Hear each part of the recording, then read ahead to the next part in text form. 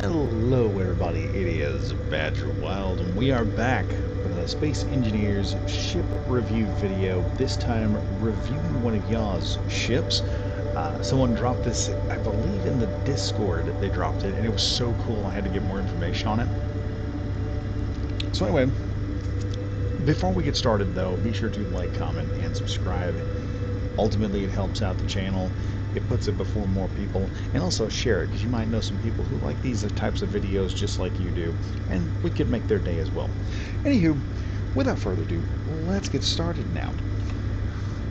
So the ship we're looking at today is the Horizons Executioner by wedgemouse 05. It uses Decorative Blocks DLC, Automations, Decorative Blocks 2, Signal Blocks, Contact DLC, Frostbite DLC, Sparks of the Future DLC, Warfare 1, Warfare 2, Decorative Blocks DLC, and the Wasteland DLC. Give this thing a like. Now, what are you getting with this? Well, effectively, all I can call this is it is just a giant mega gun cruiser. This thing is loaded with assault cannons, mostly artillery cannons, that really and I don't see any real custom blocks. This is just something you could throw into your world, pull up a printer, and just print it right out in survival. So this is a vanilla grade survival ready ship and has a very interesting design that at first everyone would say what the heck, but it actually holds some merit in actual maritime. Something about warships that people don't know: the interiors of warships are made to be like mazes.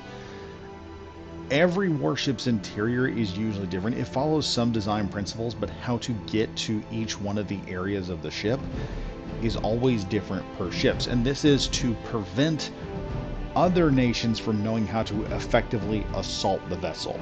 The idea is to put as much unknown into a ship, and you're going to see it with this one. It is very good. You can get to where you need to go if you know where everything's at. It's not hard to get there, but knowing where to go, that's the hard part.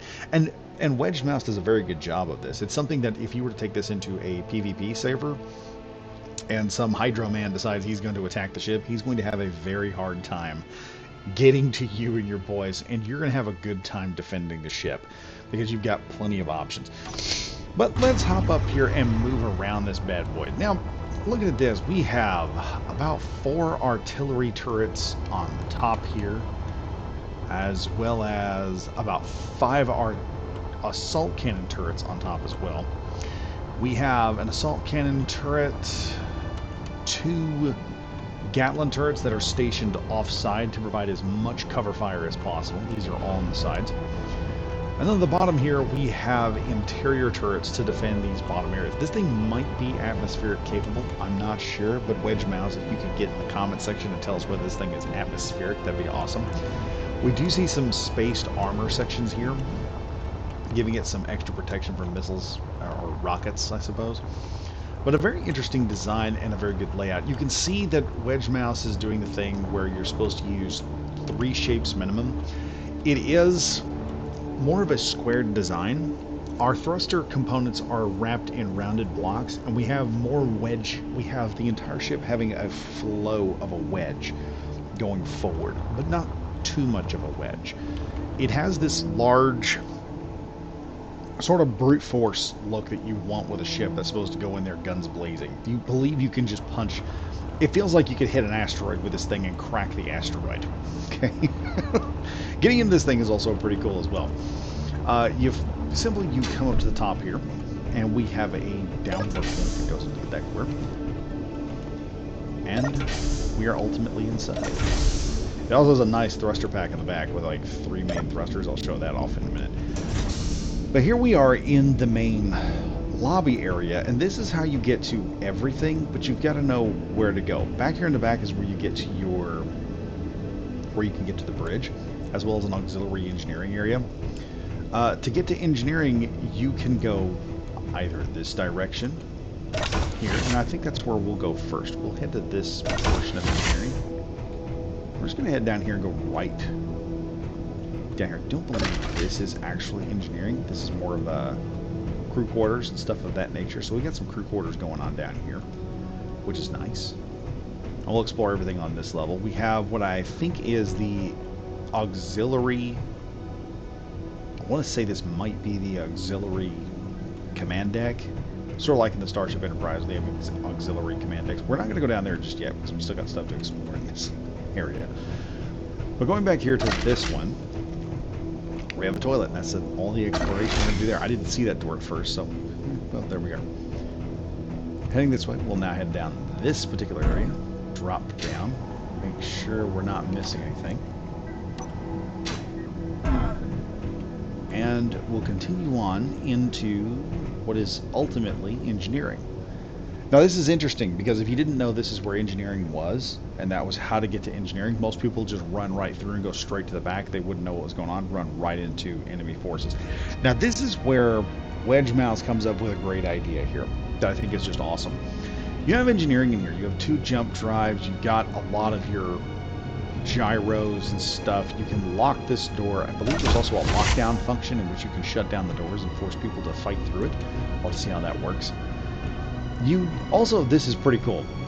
I can access the reactors from here.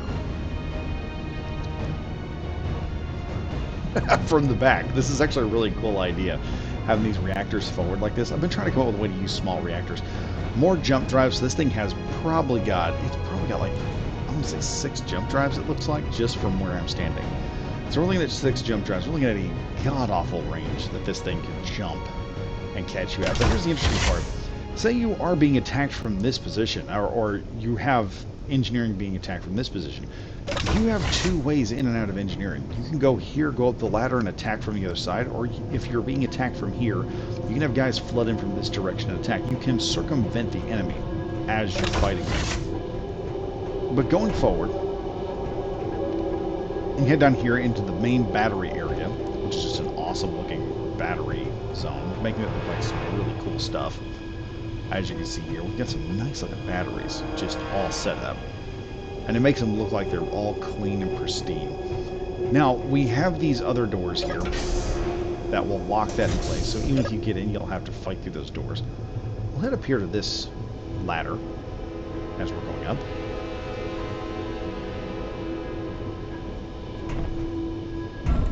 Oh, well, I fell down. Let's just go up here.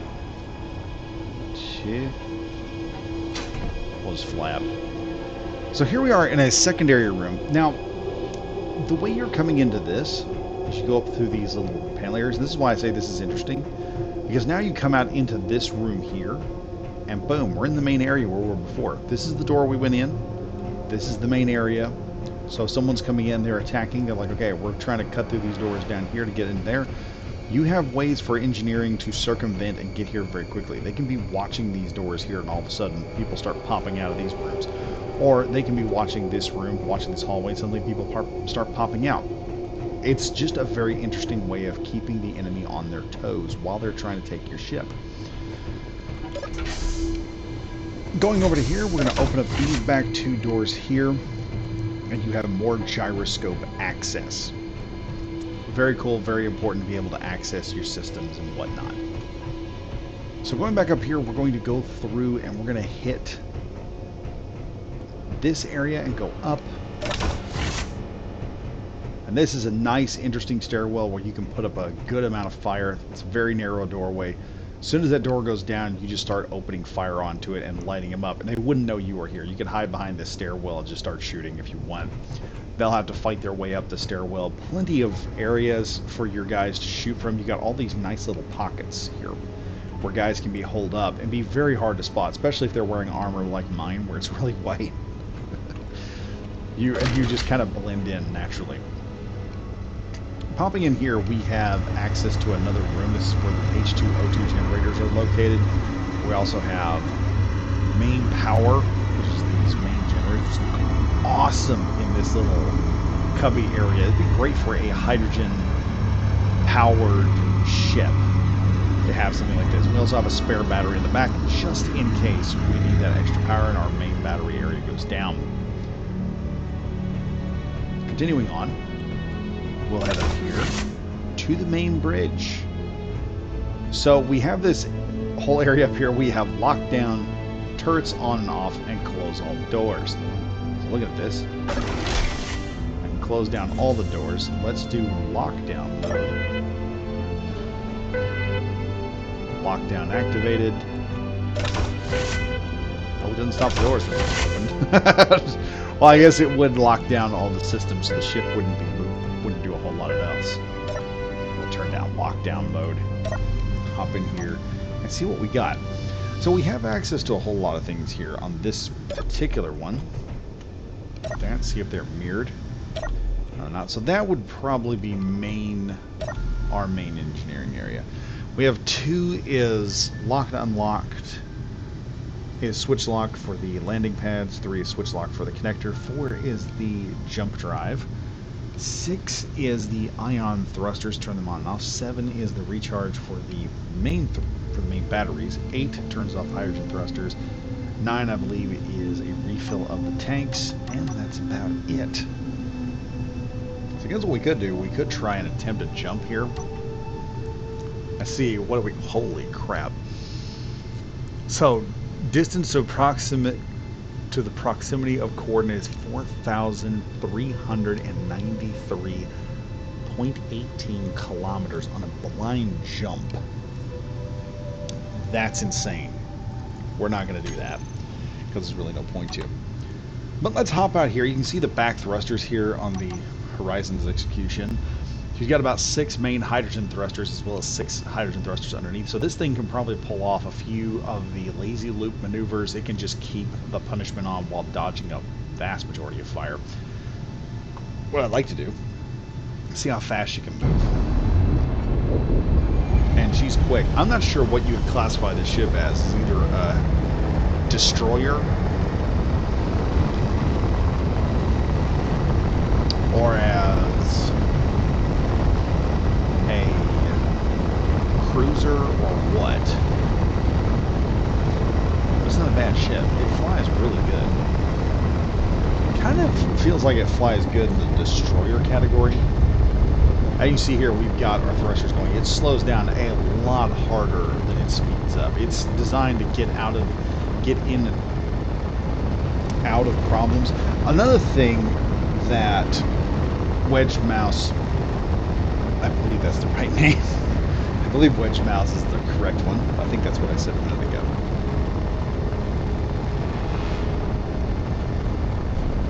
Just take a look at this.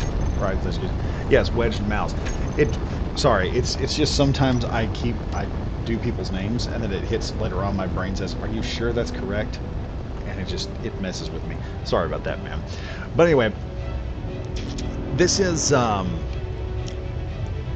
really, this is one of those ships that you take into a major combat. It's designed to get in there really quickly and get out very quickly.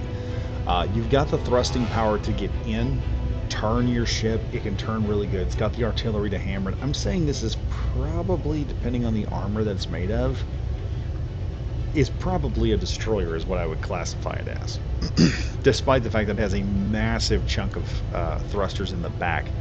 I don't know what it's classified as. I would like to know what the classification of this ship is by Wedged Mouse.